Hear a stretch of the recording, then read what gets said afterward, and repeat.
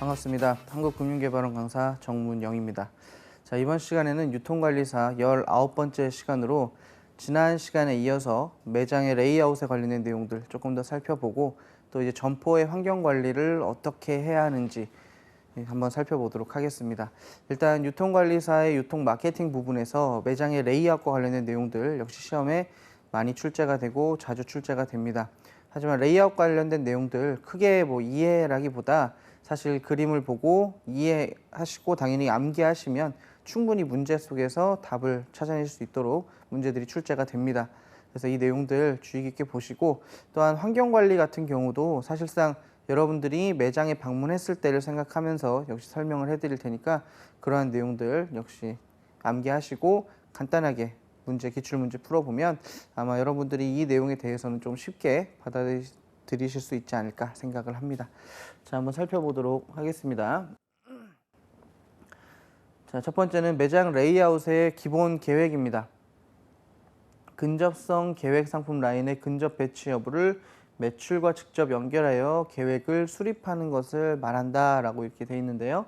자, 일단은 레이아웃 같은 경우는 우리가 매장 내부의 동선을 생각하고 그리고 매장 내부의 생산성과 효율성을 고민하는 것이라고 말씀을 드렸었습니다. 결국은 근접 배치, 매장 내부의 어떤 물건들을 어떤 동선을 어떻게 할 것인지 그리고 계산대라든가 진열장들을 어디에 배치를 해서 최대한 사람들이 많이 방문을 하고 매출을 많이 올릴 수 있게 하는지 이러한 것들을 고민하는 것이 바로 매장 레이아웃의 기본적인 계획입니다. 그래서 지금 이제 나올 버블 계획 같은 경우도 실제로 매장을 여러분들이 방문을 하시면 백화점 같은 경우에 가면 그 해당 층에 어떤 매장들이 있는지가 나와 있는 그림이 있을 거예요. 그래서 그런 식으로 레이아웃을 구성하는 것도 여기에 있는 버블 계획에 해당이 됩니다. 그래서 결국 레이아웃이라는 거는 고객들이 어떻게 돌아다니고 어디에 무엇이 있는지를 인지시켜주는 그러한 작업들, 그리고 그렇게 진열을 하고 그렇게 배치를 하는 작업들을 전부 다 레이아웃이라고 한다라고 이해를 하시면 되겠고요. 첫 번째 버블 계획은 자, 전반적으로 제품을 진열하는 매장 공간, 그리고 고객 서비스 공간, 창고 등과 같은 점포의 주요 기능 공간의 규모와 위치를 간략하게 보여주는 것을 말한다. 여러분들이 백화점에 갔을 때 흔히 볼 수 있는 네모난 그림이나 동그란 그림 안에 어느 매장이 어떻게 배치되어 있는 정도, 그리고 화장실이 어디고 고객센터가 어디고 이런 정도를 알려주는 대략적인 그림, 레이아웃 구성, 이것을 버블 계획이라고 합니다. 그래서 이러한 계획은 소매상의 전략적 목표를 표현할 수 있도록 구성이 되어야 되고요. 보통 일반적으로 백화점 같은 경우는 경주로형, 우리가 이제 배울 거지만 백화점 내부의 복도를 지속적으로 돌아다닐 수 있게 만들기 위해서 가운데에 수직 이동시설을 만들어 놓고 주변을 동그랗게 돌도록 만들어 놓죠. 그래서 이런 레이아웃들 같은 경우도 전략적인 목표가 있기 때문에 그런 식으로 레이아웃을 짜 놓은 거겠죠. 자, 디귿에 보시면 매장의 고객 서비스에 대한 이미지가 나쁘다면 이를 바꾸기 위해서 고객 서비스 데스크를 눈에 잘 보이는 곳에 배치하거나 패션 지향적인 이미지를 주고 싶다면 패션 부분을 점포 내에 가장 좋은 위치에 배치하는 것이 좋다라고 합니다. 점포를 구성할 때 보통 백화점 같은 경우는 아래층에 이제 화장품이라든가 명품 매장들이 주로 자리를 잡고 있죠. 이런 것들은 뭐예요? 백화점을 딱 들어왔을 때 가장 첫 이미지가 이 백화점의 이미지를 결정하기 때문에 이런 것들을 고려해서 레이아웃에 배치를 해놓은 거죠.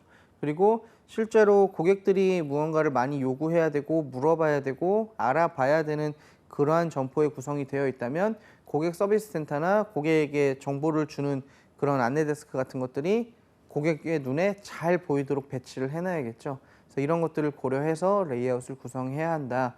결국 레이아웃은 단순하게 고객들의 동선을 생각하거나 매장의 효율성을 올리는 것, 물론 그것도 레이아웃의 개념이긴 하지만 물론 버블 계획 같은 거, 우리가 전략적으로 어떻게 매장을 배치할 것이고 또 매장을 운영해 나갈 것인지에 대한 고민이 들어가 있어야 되고 그리고 고객들이 지향하는 점이 어떤 것인지에 대한 해소를 해줘야 된다는 거. 그래서 그러한 요소를 가지고 해야 하는 게 바로 첫 번째 버블 계획이었습니다. 그래서 이 버블 계획을 하고 나면 두 번째가 바로 이제 블록 계획입니다.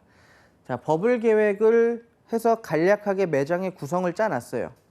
여기에는 어느 매장, 여기에는 어느 매장, 여기에는 수직 이동시설, 여기는 고객센터, 여기는 화장실 이런 식으로 쭉 나눠놨습니다. 그러면 각 매장의 세부적인 요소까지를 계획하는 것은 바로 버블 계획에서 짠 것을 가지고 온 게 블록 계획입니다.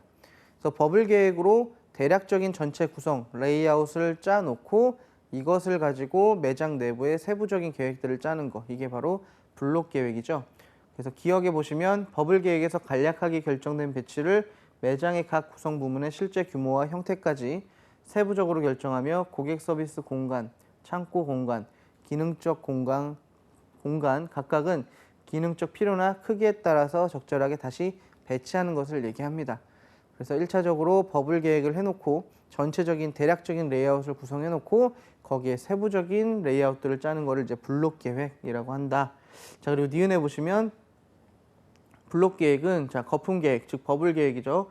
버블 계획이 완성된 후에 실제 매장의 전체 영업 면적을 그린 배치도에 작성해서 계획을 세운다. 전체적인 매장의 대략적인 레이아웃 위에다가 어떻게 하는 거예요? 실제 블록 계획을 다시 작성을 하는 거죠.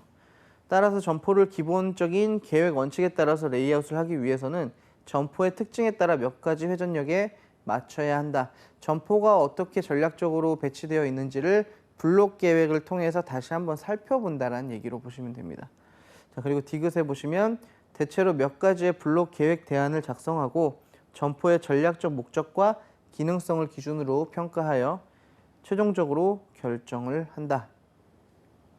처음에 레이아웃을 구성할 때 버블 계획을 통해서 대략적인 매장들의 위치와 동선, 구성을 만들어 놓고 이 안에다가 세부적으로 어떤 레이아웃들을 할 것인지를 배치해 나가는 게 바로 블록 계획이다. 그리고 블록 계획 같은 경우는 실제 앞서서 레이아웃에 대한 얘기를 계속하고 있지만 역시 동선이나 효율성이나 생산성 여기에 더불어서 전략적인 목적까지 다 역시 블록 계획에서도 녹여내야 된다는 이야기를 하고 있습니다.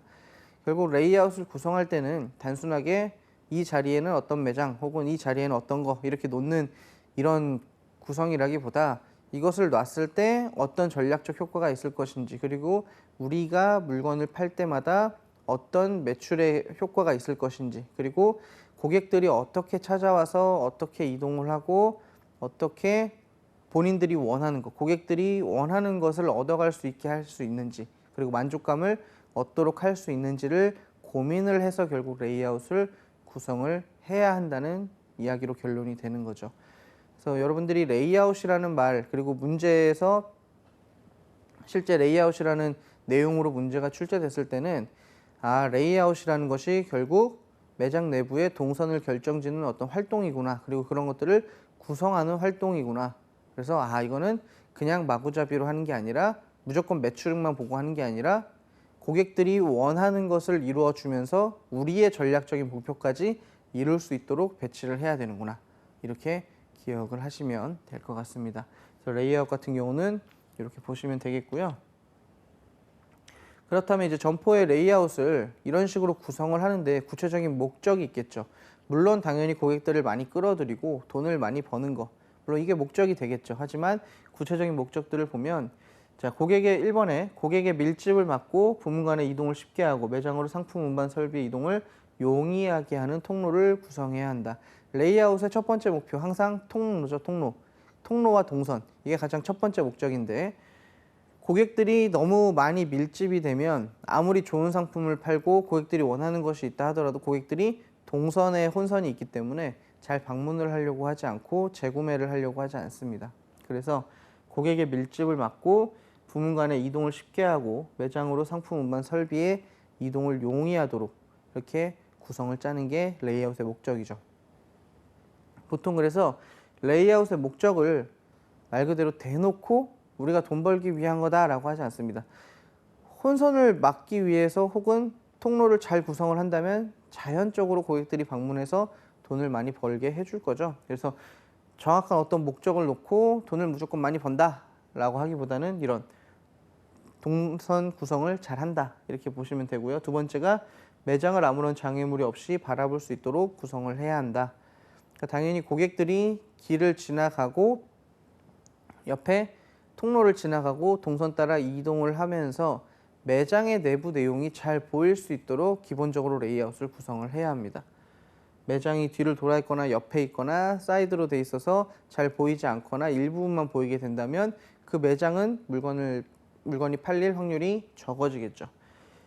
자, 그래서 3번에 관련 품목의 구매를 촉진하기 위하여 관련 상품을 군집화한다.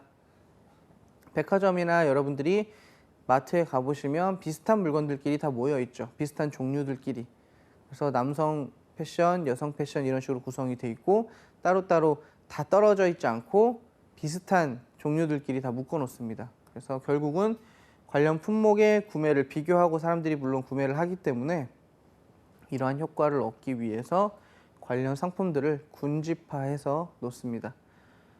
그리고 4번에 적절하지 않다고 생각하는 부분은 고객이 지나치고 지나갈 수 있도록 유도를 한다. 자, 점포 레이아웃을 구성을 하다 보면 무조건 전부 다 필요하고 전부 다 유용한 동선으로 구성이 되지 않을 수도 있습니다. 그러니까 일반적인 고객들은 물건을 구매하러 오는 것이지 우리가 어떤 청소를 하고 여기서 정리를 하고 창고에 물건이 쌓여 있고 이런 것들을 보러 오는 것은 아니에요. 물론 그러한 작업들이 필요하고 그런 작업들 공간이 매장들이나 아니면 소매점포와 붙어 있어야 작업이 원활하게 이루어지는데 이것들을 고객들에게 굳이 그 자리를 알리거나 할 필요는 없죠. 그래서 그러한 창고나 아니면은 작업 공간들을 조금 떨어진 곳에 놓거나 아니면은 고객들이 쉽게 지나치는 지역에 배치를 해서 고객들이 원하는 쇼핑만 집중할 수 있도록 그렇게 하는 거죠. 그래서 적절하지 않다고 생각하는 부분을 고객이 무심결에 지나칠 수 있도록 그렇게 동선을 짜는 것도 하나의 방법입니다. 동선을 짜거나 레이아웃을 구성할 때 100% 만족스러운 레이아웃이 나오기 어렵습니다. 어느 정도의 희생되는 공간들이 있는데 이것을 어떻게 해결하느냐? 고객들이 무심코 지나칠 수 있도록 그렇게 유도를 한다는 거죠. 자, 그리고 5번에 앙상블이라고 하죠. 조화, 그리고 전체 매장의 조화, 그리고 생활 스타일에 따라 상품을 결합하도록 한다. 매장을 배치할 때도 너무 서로 동떨어진 카테고리끼리 물건을 놓는 것이 아니라 비슷한 물건들끼리 조화가 되고 서로 연계될 수 있는 상품들끼리 함께 배치를 하는 것도 하나의 방법이겠죠. 그래서 레이아웃을 할 때 이러한 생활 스타일이나 아니면 전체 매장들의 조화를 생각해서 그 매장을 레이아웃을 구성하는 것이 당연히 좋습니다. 자, 그래서 레이아웃 설계 관리를 위한 의사결정의 구성 항목이 있어요. 이러한 목적들, 지금 위에서 살펴봤던 목적들을 달성하기 위해서 과연 어떤 의사결정들을 해야 하는지, 자, 상품 및 집기의 배치와 공간을 결정을 잘 해야 합니다. 역시 어떤 물건을 파는 것이고 또한 우리가 그 매장에 어떤 집기들이 필요하고 장비들이 들어가는지, 실제로 매장들을 보면 유리로 막혀 있는 매장들도 있고 유리가 없고 그냥 돼 있는 매장들도 있고요. 그리고 문을 열고 들어가야 되는, 유리문은 아니지만 문을 열고 밀고 들어가거나 당겨서 들어가는 이런 문도 있을 수 있고요. 그래서 다양한 집기의 배치와 공간의 규모를 결정하기 위해서 의사결정을 할 때 참고를 해야 된다는 거죠. 그리고 계산대 배치 및 공간 결정, 계산대를 어디에 놓을 것인가, 이것도 상당히 중요한 요소죠. 실제로 고객들이 자주 드나드는 장소에 무조건 입구 쪽에 놓는다 라고 하는 게 과거에는 정설이었는데 지금은 어때요? 이제 매장의 중앙에 놓거나 사람들이 최대한 쇼핑을 오래 즐기고 나서 방문할 수 있는 공간으로 계산대를 옮겨 놓죠. 그래서 이런 것들도 레이아웃을 설계할 때 잘 고민을 해봐야 한다. 자, 그리고 통로의 배치와 공간을 결정할 때도 역시 굉장히 중요한 의사결정이겠죠. 통로를 어디에다 배치하고 고객들이 어느 동선으로 다니게 만들고, 그리고 그 통로가 주통로나 부통로, 말 그대로 사람들이 많이 다니는 길이나 많이 다니지 않는 길을 어떻게 구성을 해서 최대한 연계된 시설들과 연결을 해서 동선을 우리한테 들어올 수 있도록 최대화시킬 것인지, 이런 것들도 역시 의사결정의 구성 항목 중에 하나로 볼 수 있습니다. 그리고 쇼핑 공간이나 고객 동선의 결정, 일반적으로 고객들이 당연히 쇼핑을 하는 공간이 매우 넓거나 쾌적하다면 많이 방문할 확률이 높고 매장에 대한 만족도가 늘어날 확률이 상당히 큽니다. 그래서 이러한 쇼핑 공간에 대한 배려, 그리고 고객 동선을 과연 우리가 어떻게 구성할 것인지, 지속적으로 레이아웃에서 나오는 이 동선이란 얘기가 결국은 고객들이 원하는, 고객들이 쾌적하게 쇼핑을 할 수 있는 공간을 어떻게 마련해 줄까, 이걸 고민하는 거죠. 그래서 이러한 것들을 다 고민을 해야 한다. 점포 레이아웃에 대한 얘기를 할 때마다 계속 동일한 이야기들이 나오고 있죠. 결국 누구를 기준으로? 소비자를 기준으로 생각을 하고 소비자가 원하는 공간을 창출할 수 있도록 만들어주는 것. 그러면서 우리가 가장 효율적이고 가장 우리가 통로나 동선의 구성을 만족스럽게 할 수 있는 형태, 이것을 결합을 해서 레이아웃을 잘 해야 한다라는 것으로 정의를 할 수 있겠죠. 그래서 실제 시험에서는 그런 얘기를 합니다.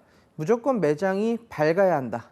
그리고 진열대는 무조건 많은 것이 좋다. 많은 물건을 판매하는 것이 좋다. 이런 식으로 얘기가 나오는데 무조건 밝아야 되는 것도 아니고 또 아주 안 밝아야 되는 것도 아닙니다. 결국 고객들이 쇼핑을 하기에 적절한 밝기여야 되고 우리가 파는 물건의 종류가 무엇인지 그리고 우리의 업태가 어느 업태인지를 고민을 해서 거기에 맞춰서 구성을 하는 게 가장 적합한 거죠.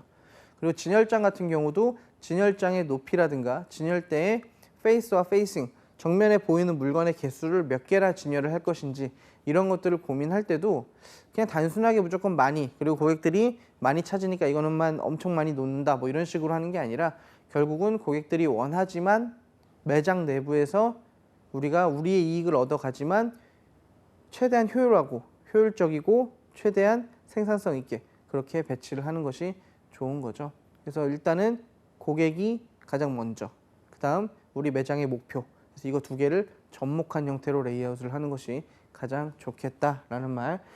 시험에서 이제 레이아웃과 관련된 얘기는 거의 그 정도에서 마무리가 됩니다. 그렇기 때문에 조금 강조를 했고요. 자, 세 번째, 이제 여러분들이 이제 매장이라고 부르는, 그래서 점포라고 부르는 혹은 매장이라고 부르는 그거에 대한 사전적인 좀 정의를 한번 봐야 될 것 같은데요. 자, 매장의 구성과 분류입니다. 매장이란 상품의 판매와 이를 지원하는 용역의 제공에 직접 사용되는 영업장이라고 보통 정의를 합니다. 여러분들은 뭐 이거 읽어보시면 당연히 이해를 하실 거고요. 자, 여기서 이제 영업장이라는 거는 도매업이든 소매업이든 소비자를 대상으로 물건을 판매하는 점포의 바닥 면적, 이걸 이제 영업장이라고 부르는 거죠.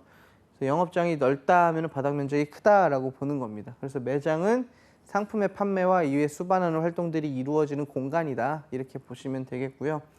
자, 1번에 보시면 매장은 고객에 대한 정보 수집을 가장 현실적이고 빠르게 입수하는 곳이다 라고 이야기를 하고 있습니다. 자, 매장에 실제로 고객들이 방문을 하죠.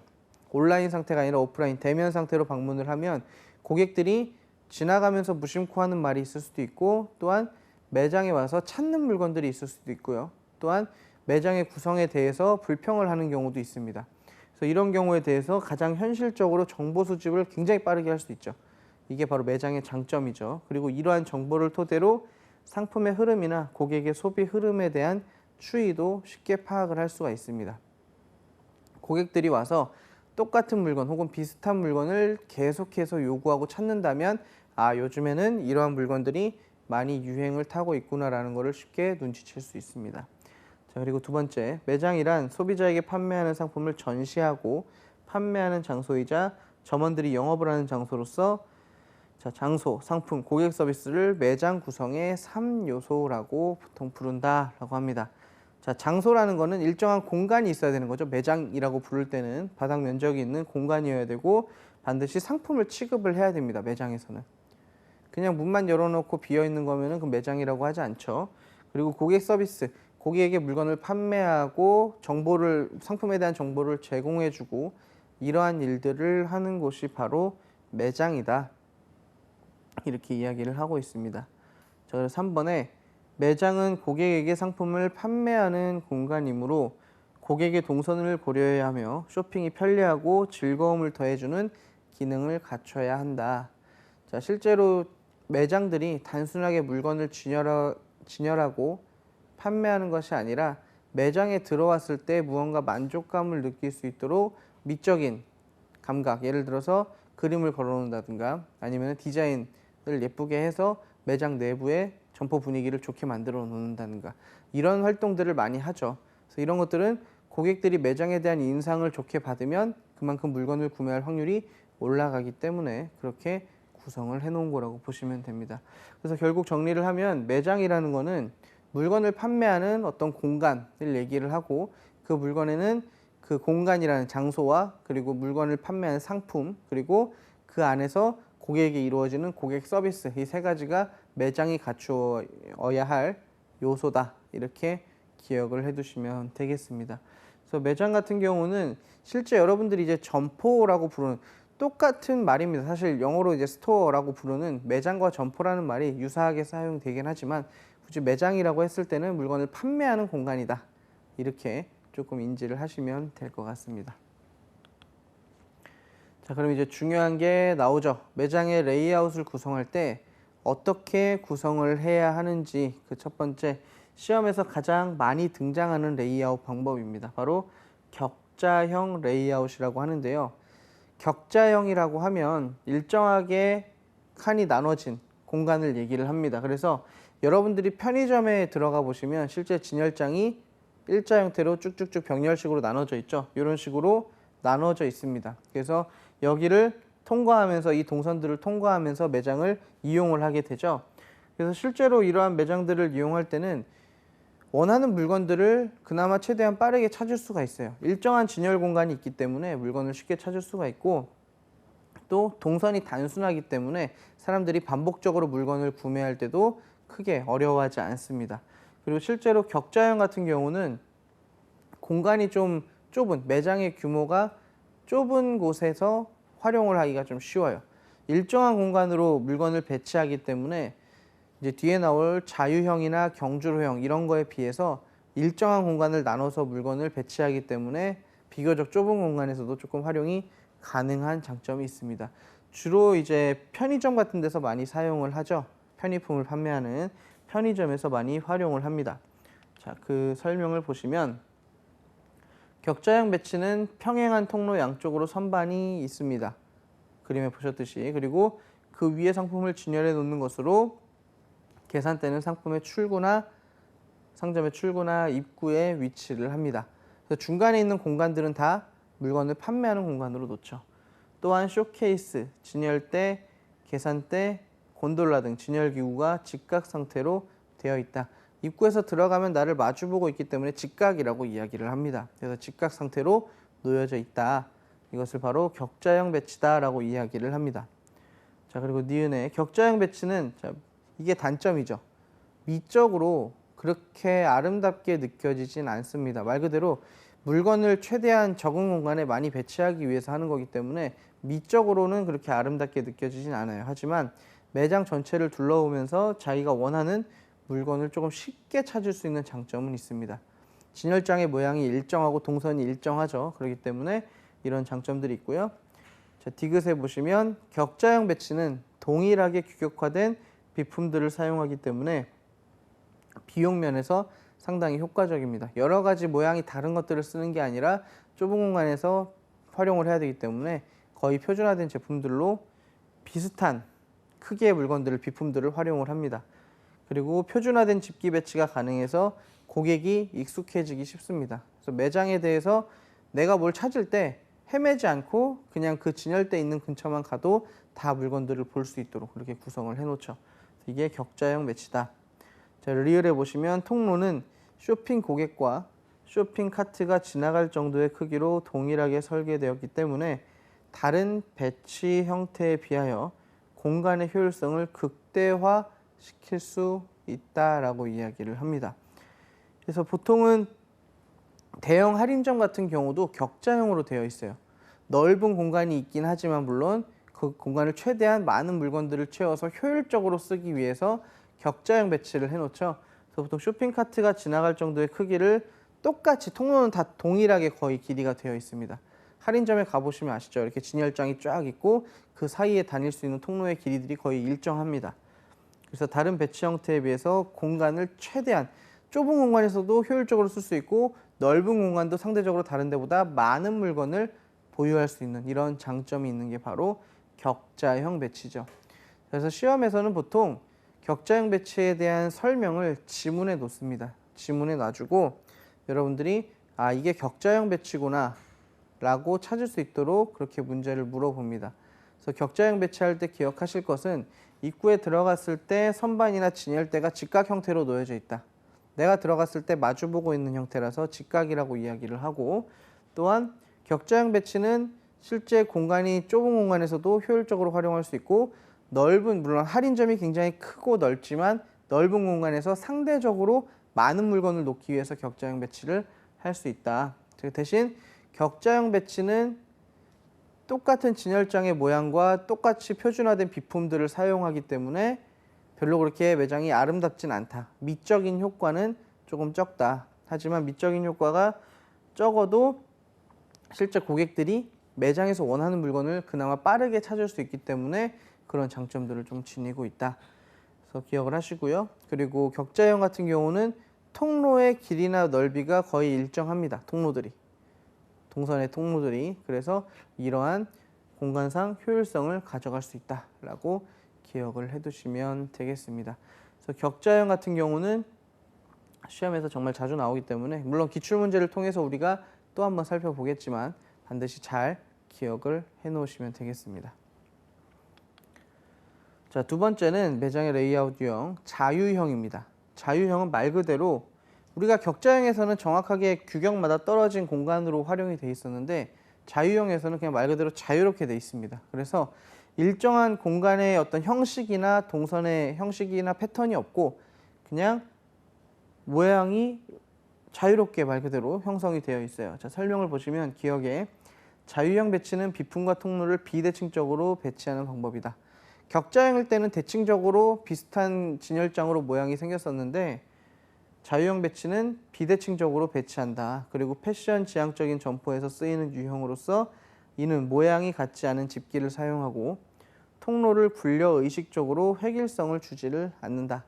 그러니까 자유형이기 때문에 매장의 배치를 굉장히 자유롭게 하는 거죠. 그래서 반드시 뭐 격자형처럼 진열장의 모양을 대칭적으로 맞춰놓지도 않고 계산대나 다른 비품들의 위치나 크기도 굉장히 자유롭게 배치를 하는 거죠. 자, 니은에 보시면 자유형 배치는 고객이 자유롭게 이동하면서 모든 상품을 구경할 수 있는 백화점과 전문점 그리고 고급 의류점과 같은 점포에 적합하다. 그러니까 매장 내에 들어와서 고객들이 내가 원하는 물건들을 조금 여유롭게 찾으면서 볼 수 있게끔 이렇게 만들어 놓은 것이 자유형이다. 실제 자유형 레이아웃 같은 경우는 격자형과 다르게 매장에 들어왔을 때 사람들이 전체 동선을 다 돌아다녀야 되죠. 격자형 같은 경우는 일정한 공간, 격자형 공간을 찾아다니다가 원하는 물건을 찾으면 대부분 쇼핑이 종료가 됩니다. 하지만 자유형 같은 경우는 어때요? 일정한 패턴이 없기 때문에 매장을 여러 번 돌죠. 그러면서 물건을 본다. 그리고 공간의 효율성을 크게 고려하진 않습니다. 판매되는 물건의 가격이 대부분 비싸고 마진이 높기 때문에 그리고 고객 서비스 수준이 높은 공간들에서 보통 자유형 배치를 활용을 하죠. 그래서 주로 백화점이나 전문점, 고급 의류점 같은 데서 이런 자유형이 사용이 되더라라는 겁니다. 그래서 자유형 배치 같은 경우는 그림으로만 보셔도 딱 아시겠지만 실제 일정한 배치 기준이 없이 그냥 매장에서 구성하는 레이아웃을 자유롭게 배치하는 것을 이야기를 합니다. 그래서 자유형 같은 경우는 이제 프리 플로우라고도 이야기를 하는데요. 자연스럽게 고객들이 흘러간다 해서 프리 플로우라고 이야기를 합니다. 영어에 대한 것도 좀 기억을 하시고요. 이렇게 봐두시면 되겠습니다. 획일성이 없고 자유로운 배치가 있다. 하지만 고객 동선을 일정하게 만들기는 어렵다라는 단점. 실제로 고급 좀 비싼 이런 제품들을 판매하는 곳에서 활용이 되더라. 이렇게 기억을 해 놓으시면 되겠고요. 자, 다음은 경주로형이라는 게 있습니다. 여러분들이 이제 경주로 트랙을 생각하시면 돼요. 달리기 하는 트랙처럼 매장 중앙에는 수직 이동 시설을 딱 놓고 그 주변은 계속 동글동글하게 계속 돌도록 만듭니다. 매장을. 그래서 여러분들이 백화점 가시면 한 층을 여러 번 돌 때가 있죠. 매장의 동선을 그렇게 만들어 놨기 때문에 여러분들이 물건을 한번 지나치면 다시 한번 더 돌았다가 다시 와서 또 그 비슷한 물건을 보고 이런 식으로 계속 매장을 돌아다닐 수 있도록 만든 게 바로 경주로형이라고 얘기를 합니다. 그래서 주로 백화점 같은 데서 많이 사용이 되는데요. 자, 경주로형 배치는 루프형, 경주로가 루프 모양으로 생겼죠. 그리고 뿌띠크형이라고도 이야기를 합니다. 그래서 주된 통로를 중심으로 여러 매장 입구가 연결되어 있다. 우리 백화점 생각하시면 돼요. 내가 통로를 걸어가면 매장들이 계속 나오죠. 이런 식으로 돼 있는 거. 그래서 고객들이 여러 매장들을 손쉽게 둘러볼 수 있도록 배려한 점포 배치 방법이다. 이것을 경주로형이라고 이야기를 합니다. 자, 니은에 보시면 경주로형 배치는 고객들이 다양한 매장의 상품을 봄으로써 충동 구매를 유발하도록, 매장들이 계속 붙어 있죠. 백화점에 가보시면 대형 할인점이나 아울렛 같은 데도 매장들이 붙어 있습니다. 그러면 지나가다가 경주로를 계속 돌다가 트랙 위를 돌다가 충동 구매를 하도록 만드는 그런 작업을 하는 거죠. 그리고 통로를 보면서 다니는 격자형 배치와는 달리 고객들이 큰 통로를 지나가면서 다양한 각도의 시선을 갖도록 한다. 그리고 진열된 제품을 최대한 노출시킬 수 있는 장점이 있다. 매장 전면에다가 우리가 진열하고자 하는 물건들을 배치해 놓으면 고객들은 지나가면서 계속 그 매장들의 전면에 진열된 물건들을 계속 보게 됩니다. 그리고 공간의 생산성이 있고 고객들의 충동 구매를 좀 유발시킬 수 있는 배치 형태다. 디귿에 보시면 경주로형 배치는 고객들을 매장 안으로 자연스럽게 유인하여 주된 통로를 중심으로 여러 매장 입구가 연결되게 배치를 하는 방법을 이렇게 경주로형이라고 이야기를 합니다. 자, 그림을 한번 볼게요. 저 앞에 있는 게 이제 경주로형 매장입니다. 실제로 중앙에서 이제 보통은 수직이동 시설이나 엘리베이터 같은 것들이 있죠. 아니면은 층의 맨 구석에 엘리베이터 같은 것들이 있습니다. 그러면 그 매장을 방문을 하면 저기 안에 있는 경주를 계속 돌면서 매장들을 자유롭게 계속 돌아다니는 거예요. 그럼 매장들을 돌 때마다 매장의 전면에 진열된 물건들을 보면서 계속해서 물건을 구매하도록 하는 거죠. 자, 그리고 매장들이 연결이 되어 있기 때문에 매장 자체가 실제로 물건을 판매하고자 하는 것보다 더 충동적으로 사람들에게 많이 어필을 할 수 있는 이런 장점을 가지고 있습니다. 그래서 이 매장을 경주로처럼 동그랗게 루프형이라 그랬죠. 그래서 경주로처럼 계속 돈다 해서 자유형이라고 부릅니다. 그래서 자유형을 부티크형이라고도 부르기 때문에 그 내용을 같이 기억을 해 놓으시면 될 것 같고요. 자, 혼합형 레이아웃도 있습니다. 그러니까 말 그대로 자유형이나 일반적인 격자형이나 이런 것들이 같이 혼합이 된 거죠. 그래서 매장 내에 일정한 공간은 격자형으로 해놓고 일정한 공간은 자유형으로 해놓는 이런 식으로 구성을 하는 경우도 있습니다. 그래서 매장의 레이아웃 같은 경우는 크게 격자형, 자유형, 자유형은 똑같이 부티크형, 그리고 혼합형 이렇게 기억을 해 놓으시면 되고요. 보통 이제 시험에서는 경주로형에 대한 얘기를 할 때는 루프형이나 이런 얘기를 다 해주고요. 정답을 찾을 수 있도록 도와주고, 또한 이제 1번 이제 첫 번째 봤던 격자형 레이아웃 같은 경우는 시험에서 지문을 주고 답을 고르는 형태로 문제가 많이 출제가 됐었습니다. 그래서 그렇게 참고를 하시고 개념들에 대해서는 전부 다 인지를 하셔야겠습니다. 정리를 해보면 격자형 같은 경우는 많은 물건을 진열장에 배치를 하는데 일정한 대칭으로 된 공간에 진열을 하고 최대한 공간을 효율적으로 활용할 수 있는 장점이 있다. 하지만 미적인 면에서는 조금 단점이 있고 실제로 입구에 들어왔을 때 진열장이나 곤돌라나 집기나 시설들이 직각 형태로 배치가 되어 있기 때문에 이런 것들을 문제에서 많이 물어봅니다. 그리고 경주로형 같은 경우는 주로 이제 자유형과 다르게 배치된 공간들을 점포들을 계속 일정하게 돌면서 충동적으로 물건을 구매할 수 있도록 하는 것. 그리고 자유형 같은 경우는 사람들이 원활하게 동선을 자유롭게 돌아다니면서 물건을 구매할 수 있도록 하고 주로 고급화된 고급 전문점이나 백화점 이런 곳에서 많이 활용을 하더라. 그리고 혼합형은 우리가 앞에서 했었던 격자형이나 자유형이나 경주로형 같은 것들을 혼합해서 사용을 하면 이것을 혼합형 레이아웃이라고 한다. 이렇게 정리를 하시면 되겠습니다. 그래서 레이아웃의 형태 같은 경우는 여러분들이 반드시 숙지를 하셔야 되고요. 실제 시험에서 그림을 가지고 문제를 출제한 적은 따로 없습니다. 그림을 내놓고 설명을 하면서 문제를 내는 경우는 없기 때문에 각 레이아웃의 형태가 어떤 그림인지 머릿속에 이해를 하시고 공부를 해두시면 역시 어렵지 않게 맞추실 수 있을 거라 생각이 듭니다. 자, 그럼 고객들이 매장에 와서 우리가 레이아웃을 구성을 했고 이런 레이아웃을 구성한 상태에서는 또 어떻게 판매를 해야 하는지가 중요하겠죠. 그래서 고민을 하는 게 바로 골든존. 물건을 구매하는 사람들이 어디에 시선이 머무는지를 고민을 해서 그것을 이제 과학적인 방법으로 조금 구현해낸 거죠. 그래서 골든존을 골든 라인이라고도 합니다. 소비자들이 물건을 많이 선택하는 라인이라고 하는데요. 자, 기억해 보시면 상품이 잘 팔리는 황금구역이라고 부릅니다. 그래서 골든존이라고 얘기를 하죠.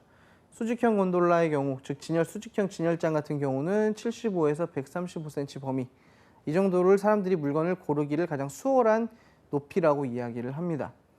그래서 이곳은 고객의 시야에 잘 띄고 상품을 구매하기 쉬운 높이로 매출액의 가장 큰 비율을 보인다. 물론 이제 75에서 135라는 게 100% 그렇다라는 건 아니겠죠.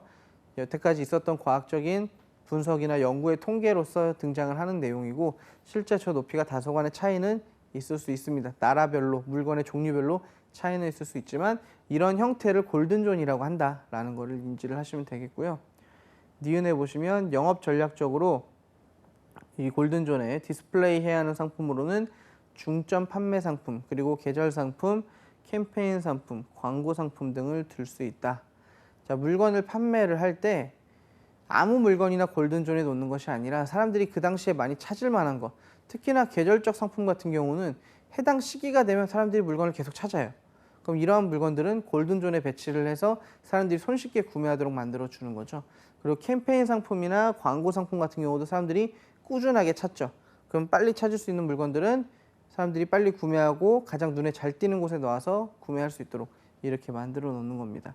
그래서 이런 것들이 바로 골든존을 활용한 영업 전략이 되겠죠. 그래서 실제로 어떤 이제 과학적으로 분석을 한 것이고, 또한 사람들이 그 영역에 대해서 물건을 많이 산다라고 하고 있기 때문에 다양한 소매점의 형태에서 이러한 내용들을 많이 활용을 하고 있고요. 실제로 여러분들이 물건을 구매하러 갔을 때 뭐 편의점이라든가 할인점이라든가 갔을 때 물건값이 단 50원, 100원이라도 비싼 것들이 여러분들이 손에 집기 쉬운 곳에 배치가 많이 되어 있습니다.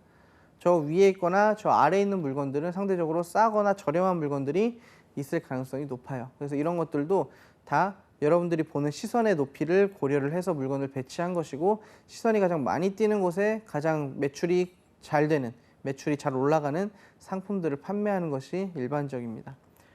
자, 그리고 디귿에 보시면 판매 수량 측면이나 매출액, 그리고 수익성 측면에서 기여도가 높은 상품의 경우 영업 전략적으로 황금구역에 당연히 디스플레이를 하도록 해야 합니다. 영업 전략이죠. 사람들이 최대한 많이 선호하는 그 자리에다 물건을 놓는 거죠. 그리고 리을에 황금구역의 진열을 확보하기 위해서는 상품 공급 기업의 영업사원들 스스로 황금구역 진열을 통한 판촉 효과를 인식하는 것이 굉장히 중요하다. 실제로 이제 골든존에 대한 이야기를 많이 합니다. 소매업에서 많이 하는데, 물론 다 달라요. 업태마다, 업종마다, 파는 물건의 종류마다 상당히 이 골든존에 대한 개념이 다르기도 합니다. 최근에는 다양한 광고 기법이 나왔기 때문에 또 이제 골든존에 대한, 가만히 물건을 놓는 것만으로 이제 판촉이 된다라고 이야기를 하지 않는 시대가 됐기 때문에 골든존이 무조건 맞다라고 보기는 어렵지만, 이런 형태의 사람들이 많이 손이 가고 눈이 가는 그 높이 정도의 물건을 배치하는 것을 골든존 혹은 골든존 전략이라고 이야기를 하는구나, 이렇게 기억을 해두시면 되겠죠. 그래서 뭐 75에서 135를 외울 필요는 없고요. 이런 높이가 대부분 사람들이 물건을 많이 구매하는 곳이고, 이러한 곳에는 계절 상품이나 캠페인 상품이나 광고 상품이나 매출이 가장 잘 올라가는 이런 상품들을 배치하는 것이 좋겠구나 라는 거를 기억을 하시면 되겠습니다. 자, 그 다음은 집시 포인트라고 있습니다. 시선이 집중되는 곳이죠. 그래서 매장에 들어갔을 때 보통 그 매장에서 주력해서 판매하고자 하는 상품들을 조명을 많이 비춰놓거나 아니면 그 상품을 단독으로 진열을 해서 사람들이 갔을 때 저 상품 뭐지? 이렇게 느껴지도록 만드는 게 바로 집시 포인트입니다. 기억해 보시면 고객들의 충동적인 구매를 유발하기 위하여 고객의 시선이 머물도록 매장을 포커싱하는 포인트를 의미한다. 그래서 매장에서 시선이 포커싱해서 딱 초점이 맞춰질 수 있도록 진열하는 것, 그리고 그러한 포인트를 찾는 것을 바로 집시 포인트라고 이야기를 하죠. 니은에 보시면 대량 판매점의 경우에는 대량 진열이 일반적이며, 특히 부피감의 주체를 잘 표현하여 고객의 구매를 유도하도록 한다. 자, 물건을 너무나 많이 파는 매장 같은 경우는 사실 집시 포인트를 주기가 어려울 수 있습니다. 그런 매장들에서는 그런 집시 포인트를 고려해서 대량 진열을 한 것을 부피감을 주어서 진열을 함으로써 사람들이 아, 여기는 물건이 다양하게 있구나라는 것을 인지하도록 만들어주는 작업도 할 수 있겠죠. 그 디귿 같은 경우, 전문점의 경우에는 감각 진열이 이루어지며, 감각 진열이라는 거는 좀 미적으로 예쁘고 디자인된 진열 방식을 사용을 하는 거죠. 그래서 이는 분위기 주체의 표현을 통해서 충동 구매를 유도한다. 전문점 같은 경우는 대부분 물건을 내가 사러 가야지 해서 찾는 사람들이 많습니다. 전문점 같은 경우는 내 구매나 아니면 그 브랜드에 대한 충성도가 높기 때문에 아, 내가 그 매장에 가서 오늘은 이런 걸 사야지, 이런 걸 사야지 하고 마음 먹고 옵니다. 그렇기 때문에 어느 정도 소비에 대한 개방적인 생각이 있는 상태에서 특정한 분위기를 갖추거나 디자인된 배치를 통해서 사람들이 저건 뭐지? 이렇게 관심을 갖도록 만들면 그 물건도 구매를 할 확률이 올라가겠죠. 그래서 이런 것들을 바로 집시 포인트라고 합니다.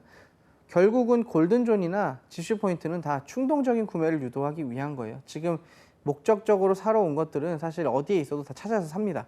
그런데 이런 골든존이나 집시 포인트를 고민하는 이유는 사람들이 살 생각이 없다가도 쉽게 구매를 하도록 만들기 위해서 하는 거죠. 자, 리얼해 보시면 집시 포인트의 위치는 고객들의 충동적인 구매를 유발하기 위하여 고객의 시선이 가장 쉽게 머무는 위치, 일반적으로 점두 또는 점포 내부의 정면, 그리고 코너 부분이라 할 수 있다. 대부분은 점두에 딱 매장에 들어왔을 때 정면에 보이는 곳에 가장 집시 포인트를 딱 두죠. 고객들이 들어오자마자 아, 이런 물건도 있구나, 아, 이런 것들을 요즘에 많이 판매하고 많이 입는구나, 많이 쓰는구나, 많이 보는구나, 이렇게 느끼도록 만들어주는 게 바로 집시 포인트다. 그러니까 골든존은 어떻게 보면은 위치적인 개념, 진열장 내에서의 위치적인 개념이고, 집시 포인트는 매장에서 어느 포인트를 잡느냐에 따라서 다 달라질 수 있죠. 그게 진열장이 될 수도 있고, 바닥이 될 수도 있고, 벽면이 될 수도 있고, 코너면이 될 수도 있고, 점포의 입구가 될 수도 있습니다. 그래서 이런 것들, 골든존과 집시 포인트, 결국 충동 구매를 유도하기 위한 전략이라고 정리를 해두시면 되겠습니다. 자, 그 다음에 매장을 배치하고 통로를 설정하는 거. 물론 레이아웃에서 많이 봤기 때문에 좀 간단하게 보면, 자, 1번에 매장 배치는 레이아웃뿐만 아니라 매장의 매장 요소별, 층별, 구색을 통해서 매출액을 증대시키기 위한 설정을 의미한다. 자, 원칙적으로는 항상 레이아웃이라는 건 돈 많이 벌려고 하는 겁니다. 원칙적으로 당연히. 하지만 이제 시험 문제에서 그렇게 적나라하게 드러내지 않죠. 근데 이제 다시 한번 얘기를 해주는 겁니다. 실제로 레이아웃은 돈 벌려고 하는 거다. 자, 근데 2번에 보시면 매장의 배치 상태에 따라 구매의 편리성과 적정 수준의 혼잡도가 형성되어 고객의 상품에 대한 구매 빈도수나 매입 단가가 현저히 달라진다. 배치를 어떻게 하냐에 따라서 고객의 구매 빈도나 구매액이 차이가 나기 때문에 신경을 써라 라는 거고요. 3번에 매장 배치의 중요성은 백화점 등 소매업체 간의 이미지를 결정한다. 매장을 어떻게 배치해 놓느냐에 따라서 소매업체들은 매장의 이미지가 결정이 됩니다. 그래서 이런 것들을 잘 해야 한다. 4번에 보시면 매장 배치가 가지는 중요성은 고객과, 자, 원래는 고객들이 원하는 형태대로 매장을 배치해야 됩니다. 레이아웃을. 근데 누구도 배려해야 돼요. 종업원들 간의 편의성에도 의미를 둬야 된다라는 거 참고를 하시고요. 원칙적으로는 돈 벌려고 하는 거다. 근데 이제 시험을 우리가 문제를 풀 때는 고객들과 직원들의 편의성을 도모하기 위한 공간으로서 배치를 해야 하고, 고객들이 최대한 물건을 많이 구매하고 최대한 많이 다시 찾을 수 있도록 하는 배치를 해야 한다라는 게 이제 레이아웃의 내용이죠. 통로도 그렇게 설치를 해야겠죠. 자, 점포의 환경 관리라는 거는 우리가 쉽게 생각하시면 점포 내장 혹은 외장을 어떻게 꾸밀까 이렇게 생각을 하시면 되는데, 환경 관리의 의, 자, 첫 번째 거 보시면 점포 공간은 고객들의 구매가 이루어지는 공간이면서 판매 행위를 행하는 종업원들의 업무가 이루어지는 공간이므로 효율적이고 쾌적하고 편의성이 갖춰져 있어야 된다라고 이야기를 합니다. 그럼 그렇게 하려면 어떻게 해야 하냐? 보통은 이제 1층, 2번에 보시면 1층이 가치가 높다라고 이야기를 많이 하고요. 3번에 보시면 물건을 배치할 때 우리가 지난번에 ABC 관리 방법을, 재고 관리 기법을 봤었는데, 가장 많이 팔리는 걸 A로 두고 중점 항목으로 둬서 관리를 하고 그 다음 B, 그 다음 C 이런 식으로 했었죠. 그래서 ABC 관리에 따라 매장 내 수익성이 큰 업종이 가장 편리한 위치에 이제 배치를 하고 이런 식으로 관리하는 것들을 점포 환경 관리라고 한다. 보통 이제 환경 관리도 레이아웃과 함께 이루어지는 작업 중에 하나죠. 그래서 공간의 생산성을 고민을 하고 특히나 재고 회전율, 재고 회전율이 높은 상품들은 재고 회전율이 낮은 상품보다 당연히 더 많은 공간을 써야 됩니다. 회전율이라는 것은 물건이 팔리는 속도를 얘기하죠. 회전율이 높다라고 하는 것은 물건이 하나 팔리고 또 다음 게 빨리 팔려나간다는 얘기입니다. 그럼 당연히 많은 공간을 할당해 줘야겠죠. 그리고 선반에서 최대한 빨리 관리를 해줘야 되고 품절을 막기 위해서 여러 번 보충을 해줘야 되는 이런 활동들을 해야 합니다. 그래서 점포별로 공간을 할당할 때 이런 것들을 고민을 해야 된다는 얘기죠. 그리고 매출에 대한 영향력이 높은 물건일수록 당연히 어떻게 해야 돼요? 매장에서 많은 공간을 할당을 해야 하고요. 그리고 진열할 때 매장이 가진 물리적인 한계가 있어요. 우리가 매장이 무조건 막연하게 큰 게 아니기 때문에 그리고 그 공간 내부에 여러 가지 물건을 나눠서 배치해야 되기 때문에 진열할 때 이것들을 고려해야 하고요. 그리고 상품의 진열 방식을 할 때 최대한 구색이 다양한 상품들을 하되 우리가 무리하지 않고 그리고 고객들이 볼 때는 우리가 다양한 상품들을 갖추고 있는 것처럼 보이도록 이렇게 진열하는 것이 좋다라는 겁니다. 그래서 보통 내부 환경 관리를 할 때는 조명 관리를 가장 많이 하거든요. 그래서 조명 같은 경우가 실제 매장의 매력도를 높이는 데 상당히 큰 역할을 합니다. 그래서 니은에 보시면 점두의 밝기는 통행객의 주의도를 높이며 쇼윈도의 조명은 고객의 관심을 유인해서 매력감을 부여한다. 매장 내부에 있는 그 조명들이 상당히 큰 역할을 한다는 거죠. 여러분들도 실제로 매장을 방문했을 때 이런 것들을 느끼실 거예요. 자, 그리고 디귿에 보시면 외부 조명은 고객을 끌어들이고 내부 조명은 고객이 상품을 구입하거나 서비스를 제공받기 편안하게 설계를 해줘야 됩니다. 어떤 조명 때문에 부담을 느끼거나 하지 않도록 이런 것들을 고려해야 된다는 거죠. 그리고 조명이 보통 물건을 딱 이렇게 하이라이트, 스포트라이트라고 그러죠.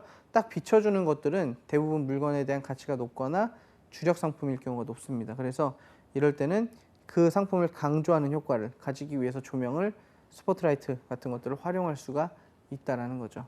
그래서 조명이 상당히 큰 역할을 실제로 매장에서 하고 있고요. 자, 그리고 색채가 있습니다. 색채. 매장에 들어갔을 때 느껴지는 색감들 있죠. 빨간색, 분홍색, 주황색, 노란색, 파란색 이런 것들이 상당히 중요합니다. 그래서 색채는 빛의 자극에 의해서 생기는 시각의 일종이다. 그러니까 색깔이라고 보시면 되죠. 간단하게 얘기하면. 소매상에서는 색채 배색과 조절을 통해서 고객의 주의를 끌고 이것이 자연스럽게 고객에게 비춰지는 이미지나 매장의 매출로 이어질 확률이 높죠. 그리고 보통 디귿에 보시면 상점 무드와 이미지를 창조해 준다. 그리고 리을의 점포 내부의 색깔은 고객의 입장에서 선택하도록 해주는 게 가장 좋죠.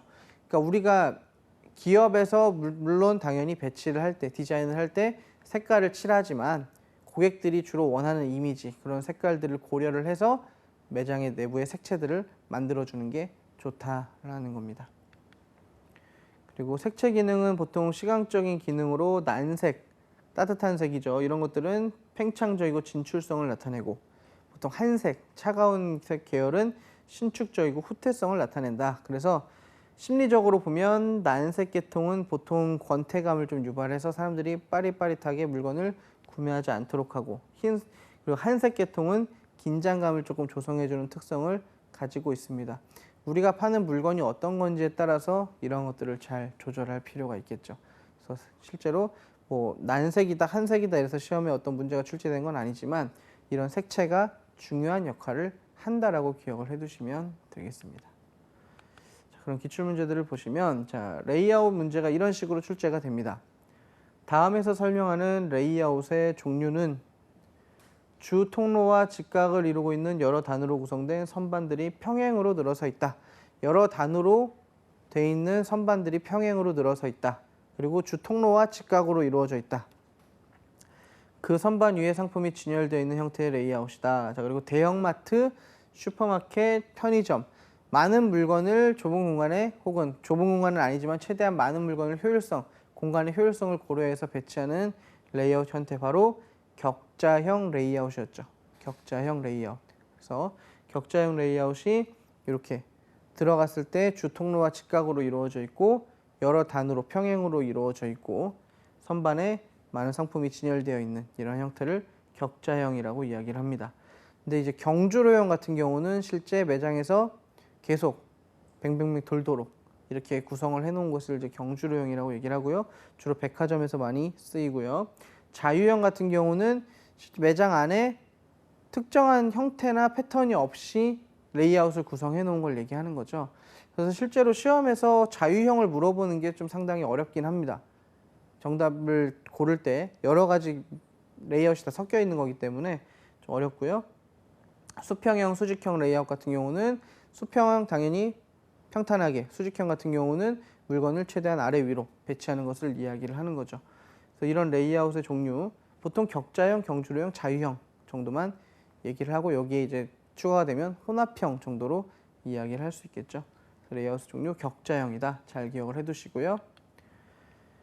그 다음 아래 글상자에 기역과 니은에 들어갈 용어를 순서대로 옳게 나열한 것은 이라고 합니다. 자, 기역은 진열 쇼케이스, 진열대, 계산대 등이 직각 상태로 배치된 것으로 소비자가 원하는 상품을 찾기가 쉽다는 장점이 있습니다. 들어갔을 때 직각으로 배치되어 있다. 우리 답이 바로 나오죠. 격자형이죠. 자, 그리고 니은은 백화점, 의류점, 컴퓨터 판매점 등에서 많이 이용되는 형태로 소비자가 쇼핑하기 편하고 점포 내의 이동이 자연스럽다라고 얘기를 하고 있습니다. 당연히 자유형을 얘기하겠죠. 그래서 정답은 격자형과 자유형 3번이 되겠죠. 자, 실제로 레이아웃을 찾는 문제들은 크게 어렵지 않습니다. 주요 키워드들만 알아두시고 답을 골라내시면 충분히 푸실 수 있고요. 자, 다음은 점포의 레이아웃 및 진열에 대한 설명으로 가장 옳지 않은 것은 자, 1번에 주 통로 주변에는 점포의 개성을 나타내는 주력 상품 위주로 진열한다. 주 통로라는 건 사람들이 많이 다니는 공간이죠. 그럼 여기엔 당연히 우리가 주력하는 상품들 위주로 배치를 해야겠죠. 그리고 2번에 격자형 레이아웃은 통로에 반복적으로 상품을 배치해야 더 효율적이다. 격자형 같은 경우는 최대한 공간의 효율성을 높여야 되기 때문에 반복적으로 상품을 배치하는 게 효율적이라고 보는 거죠. 그래서 3번에 프리플로우는 자유형입니다. 자유형은 레이아웃은 집기나 추가하거나 제거하는 방법으로 동선을 구성한다. 그러니까 사람들이 실제로 다니기 편하게 똑같은 형태로 만드는 게 아니라 그냥 편하게만 집기를 추가하거나 혹은 빼거나 해서 동선을 만들어냅니다. 그러니까 형태가 자유롭게 되겠죠. 4번 루프형 레이아웃은 주요 통로를 통해 동선을 유도하여 진열 제품을 최대한 노출시킨다. 그렇죠. 동선 자체가 경주형으로 생겼죠. 경주로형. 사람들이 그 경주로를 계속 달리면서 물건을 보게 되는 거죠. 자, 5번 직선형으로 병렬 배치되는 부티크 레이아웃은 지하상가나 아케이드 매장에 주로 활용된다. 자, 부티크 점포는 보통 자유형 점포의 종류 중에 하나로 보는데요.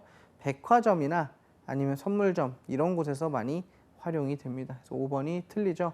자, 이런 문제 같은 경우는 전체 레이아웃에 대한 이해가 있어야 문제를 풀 수 있는 형태였고요. 보통은 격자형, 자유형, 경주로형 이렇게 문제에서 계속 출제가 되고 있습니다.